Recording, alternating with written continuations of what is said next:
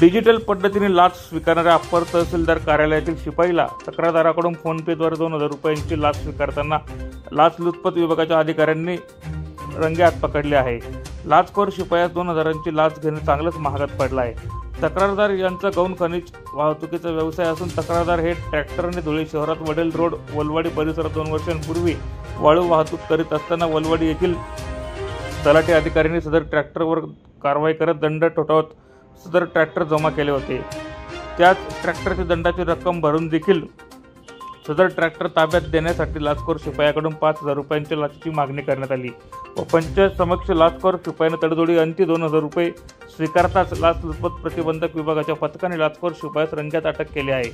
त्यांच्या विरोधात धुळे शहर पोलीस स्टेशन येथे भ्रष्टाचार प्रतिबंधक अधिनियम सन 1988 चे कलम 7 व 7A अन्वये गुन्हा दाखल करण्यात आला आहे। तक्रारदार यांचं ट्रॅक्टर हे कारवाईपोटी अप्पर तहसील कार्यालय धुळे येथे सुमारे 1 वर्षापूर्वी जमा करण्यात आलेलं होतं आणि या ट्रॅक्टरवर झालेल्या कारवाईपोटी जे तक्रारदार आहेत त्यांनी 1,30,500 रुपये दंडाची रक्कम ही नुकतीच कार्यालयामध्ये शासकीय भरणा केलेला होता आणि हे जे ट्रॅक्टर आहे हे आता त्यांना परत मिळणार होतं। त्याकरता ते ज्यावेळी ट्रॅक्टर परत मिळवण्यासाठी कार्यालयात गेले त्यावेळी अप्पर तहसील कार्यालय धुळे या कार्यालयात कार्यरत असणारे शिपाई नारायण पोपट फुलपगारे यांनी तक्रारदार यांच्याकडून हे ट्रॅक्टर सोडून देण्याची कारवाई करण्यासाठी 5,000 रुपये लाचेची मागणी केली होती आणि तडजोडीअंती 2,000 रुपये लाच स्वीकारण्याचं मान्य केलं आणि आज रोजी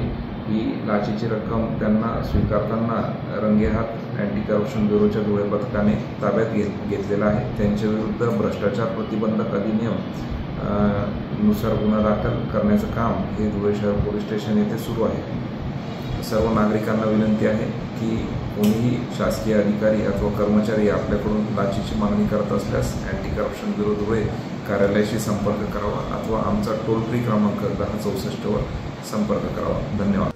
प्रतिनिधी सुनील निकम, माझा महाराष्ट्र न्यूज, धुळे।